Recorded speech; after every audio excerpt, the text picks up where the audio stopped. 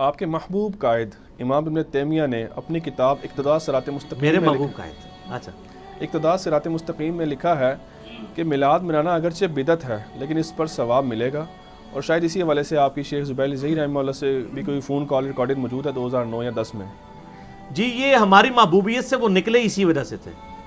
ان کی کافی ساری یعنی خلاف شرع باتیں جب ہمارے سامنے آئیں نا 2008-9 میں، تو ہم نے ان کو 3 طلاقیں دے دی، وہ پھر ہمارے محبوب نہیں رہے۔ آپ لکھیں ادھر ایکس محبوب۔ امام ابن تیمیہ المتوفی 728 ہجری کی کتاب ہے اقتداء الصراط المستقیم، صراط مستقیم کے تقاضے۔ دارالاسلام پبلیکیشن جو دنیا میں مسلمانوں کا سب سے بڑا ادارہ ہے، اور یہ کتابیں بھی دارالاسلام کی رکھی ہوئی ہیں، اہل حدیث کا ہے، انگلش اور عربی میں، اردو میں، ساری زبانوں میں۔ اس کے جو آنر ہیں بڑے ٹرو جینٹل مین ہیں، عبد المالک مجاہد صاحب، وہ گجرانوالہ کے ہیں، اب عرب پتی ہیں، وہ عالم دین ہے خود بھی، اور میں ان کی بڑی عزت کرتا ہوں کہ انہوں نے کم از کم یعنی ترمذی، ابو داؤد، نسائی، ابن ماجہ کی تحکیم شیخ زبیر الزئی صاحب والی پرنٹ کی ہے، یہ ان کو کریڈٹ جاتا ہے، کیونکہ البانی صاحب کی تحکیم میں بہت سارے ایشوز ہیں۔ تو یہ دارالاسلام نے کتاب چھاپی ہوئی ہے صراط مستقیم کے تقاضے، ہمارے پاس موجود ہے، وہ آپ kitabussunnah.com سے بھی PDF بھی ہم اس میں لگا دیں گے۔ واقعی انہوں نے جو میلاد والا چیپٹر ہے اس میں یہ لکھا ہے کہ میلاد منانا یعنی یہ عیسائیوں سے مستعار لیا گیا ہے، یہ یعنی بدعت کا ذکر کرتے ہوئے کرسمس کے ایکویلنٹ یہ، اور وہ کہتے ہیں کہ جی یہ اگرچہ ہے تو بدعت ہے لیکن حسن نیت پہ ثواب ملے گا، کیونکہ جو میلاد منا رہا ہے نا اس کی نیت تو نبی علیہ السلام کی محبت کی ہے، اسے ثواب ملنا چاہیے اس کے اوپر، وہ کہتے ہیں ثواب ملے گا، ملنا چاہیے نہیں، ملے گا۔ اور یہی بات مولانا اسحاق صاحب بھی ان کی بڑی کوٹ کرتے تھے، وہ پازیٹیولی کوٹ کرتے تھے، میں نیگیٹیولی کوٹ کر رہا ہوں کہ یہ بات غلط ہے، کیونکہ ابو داؤد، ترمذی، ابن ماجہ میں حدیث ہے کل بدعۃ ضلالہ وکل ضلالۃ فی النار، تمام بدعتیں گمراہی ہیں اور تمام گمراہیاں دوزخ میں لے جانے والی ہیں۔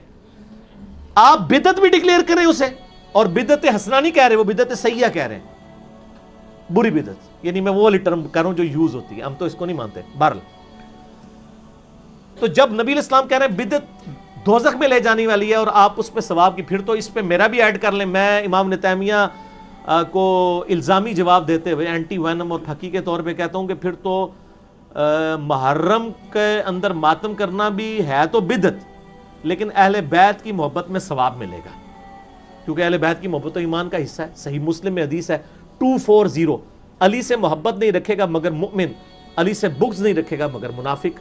اور ترمذی میں حدیث ہے نبی علیہ السلام نے حسین ابن علی کو اٹھا کے کہا، اے اللہ یہ میرے بیٹوں میں سے ایک بیٹا ہے، اے اللہ تو بھی اس سے محبت کر، اور اے اللہ تو اس سے محبت رکھ جو حسین سے محبت رکھے، اور جو اس سے دشمنی رکھے تو اس سے دشمنی رکھ۔ مسند احمد میں موجود ہے۔ تو اس کے تحت تو جو ماتم کر رہے ہیں اور جو چھریاں چلا کے ٹیبو کے طور پہ اسلام کی بدنامی کا باعث بن رہے ہیں، تو پھر ان کو بھی ثواب ملنا چاہیے، پھر تو دنیا کی ساری بدعتیں حلال ہو جائیں گی۔ اور یہ شیخ زبیر الزئی صاحب کو جب میں نے بتایا نا، اب میں خیر آن کیمرہ یہ بتا دیتا ہوں بات، یعنی یہ بھی کوئی کتمان حق نہ رہ جائے۔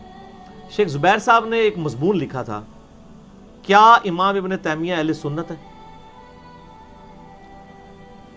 ابو بکر غازی پوری انڈیا کے بہت بڑے دیوبندی اسکالر تھے جو پچھلے دنوں فوت ہوئے ہیں، الیاس گمن صاحب بھی ان کو کوٹ کرتے تھے، انہوں نے ایک کتاب لکھی کیا ابن تیمیہ اہل سنت ہے، اس کا PDF ہم نے چڑھایا ہوا ہے اپنے ویب سائٹ کے اوپر، وہ انگلش میں بھی آپ کو مل جائے گی، عربی میں بھی، اردو میں بھی۔ وہ کہتے ہیں میں سعودیہ گیا تو میں نے دیکھا اہل حدیث کا فتنہ بہت پھیل رہا ہے، تو میں بڑا عرصہ سوچتا رہا کہ اہل حدیثوں کو کیسے قابو کریں، تو کہتے ہیں اس کا حل یہ ہے کہ میں ان کے بزرگ بابوں سے وہ عقیدے ثابت کر دوں جو ہمارے بابوں کے ہیں، پھر بابا کینسل ہو جائے۔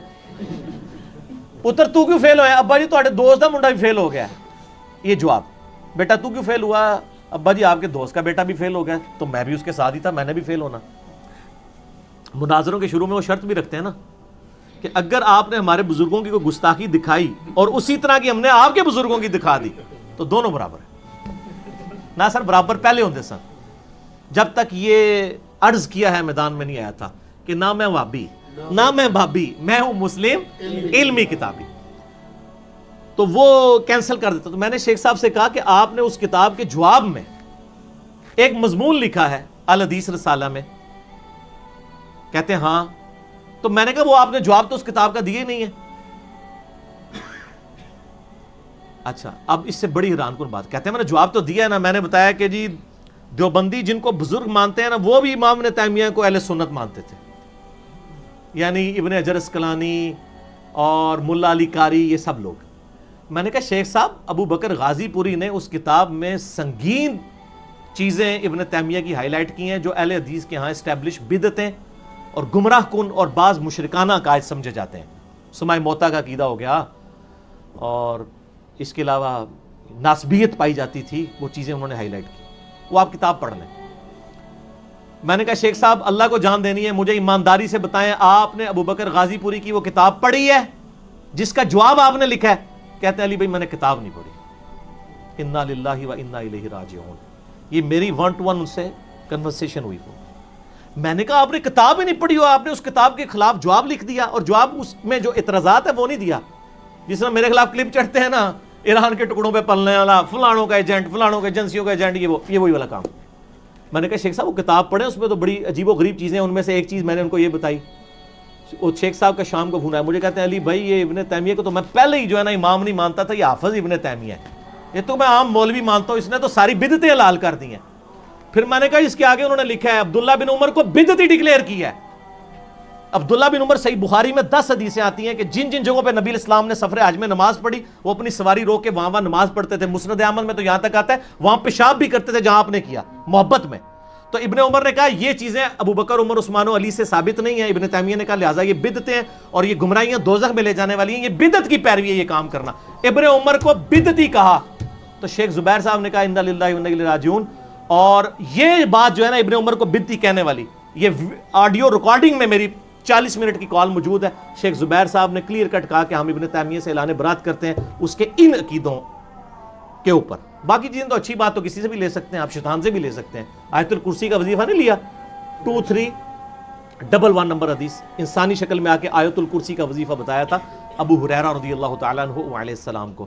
اذان عصر شروع ہو گئی ہے، اذان کا وقفہ کرتے ہیں انشاءاللہ، اور باقی نشست انشاءاللہ وقفے کے بعد کریں گے۔ صلو علی الحبیب، اللہم صلی علی محمد وعلی آل محمد کما صلیت علی ابراہیم وعلی آل ابراہیم انک حمید مجید، اللہم بارک علی محمد وعلی آل محمد کما بارکت علی ابراہیم وعلی آل ابراہیم انک حمید مجید۔ وقفے سے پہلے ڈسکشن ہو رہی تھی وہ امام ابن تیمیہ المتوفی 728 ہجری کے پوائنٹ آف ویو سے۔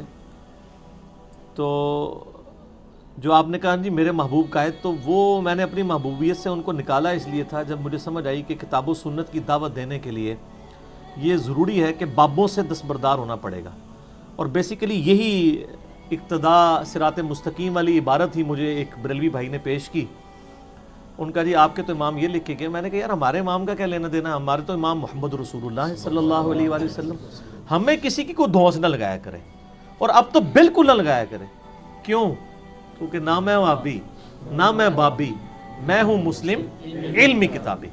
بعض اہل حدیث بھی یعنی غصہ کھاتے ہیں کہ میں نے ابن تیمیہ کو ٹارگٹ کیا ہوا ہے، ایسا نہیں ہے۔ میں یہ کہتا ہوں کہ ابن تیمیہ کے جو عقائد تھے نا، یعنی ان کی وہ جو فتاویٰ ابن تیمیہ کی 11ویں جلد ہی تصوف کے اوپر ہے، وہ تو صوفیوں کو مانتے تھے، تصوف کو مانتے تھے، سماع موتا کو مانتے تھے۔ وہی سارے عقائد جن پہ آپ بریلوی اور دیوبندیوں کو تان کرتے ہیں وہ آپ کے بابا جی میں پائے جاتے ہیں۔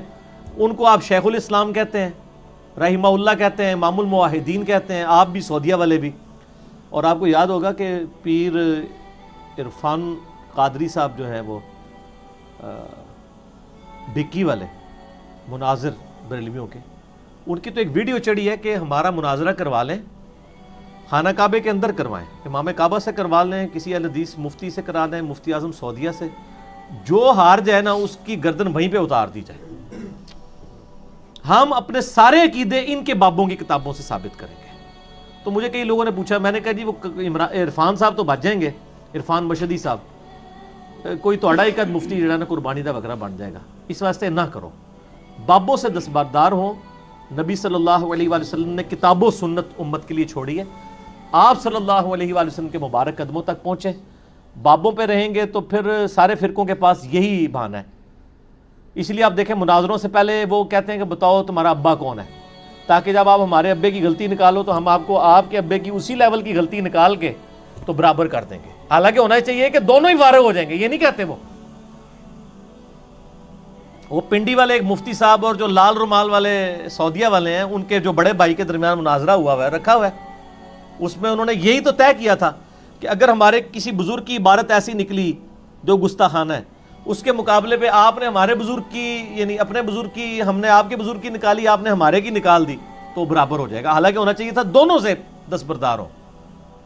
تو اسی لیے کہتے ہیں نا، وہ میرے بارے میں تو وہ کراچی کے ایک مفتی صاحب کہتے ہیں نا کہ جی ان کا تو ابا ہی کوئی نہیں ہے، ٹھیک ہے نا جی، تو جن کے ابے نہیں ہیں وہ ان کی باتوں کے ہم جواب کیوں دیں؟ سر ہمارا ابا ہے، النبی اولا بالمؤمنین من انفسہم وازواجہ امہاتہم، نبی علیہ السلام مومنین کی جانوں سے بڑھ کر ان پر حق رکھتے ہیں، نبی کی بیویاں امت کی مائیں ہیں، تو نبی علیہ السلام ہمارے روحانی باپ ہیں۔ تو سر ہمارے باپ کی گارنٹی تو قرآن میں آئی ہے، ما ضل صاحبکم وما غوا، تمہارے نبی نہ کبھی بہکے ہیں نہ کبھی بے راہ چلے ہیں۔ تو آپ بھی محمد رسول اللہ صلی اللہ علیہ وآلہ وسلم کو اپنا امام اور اپنا روحانی باپ سمجھیں۔ انڈیا، پاکستان، بنگلہ دیش میں انگریزوں کے دور میں جو بنے ہوئے باپ ہیں، ان باپوں سے دستبردار ہوں۔ ٹھیک ہوگا جی؟ اگلا سوال چلیں۔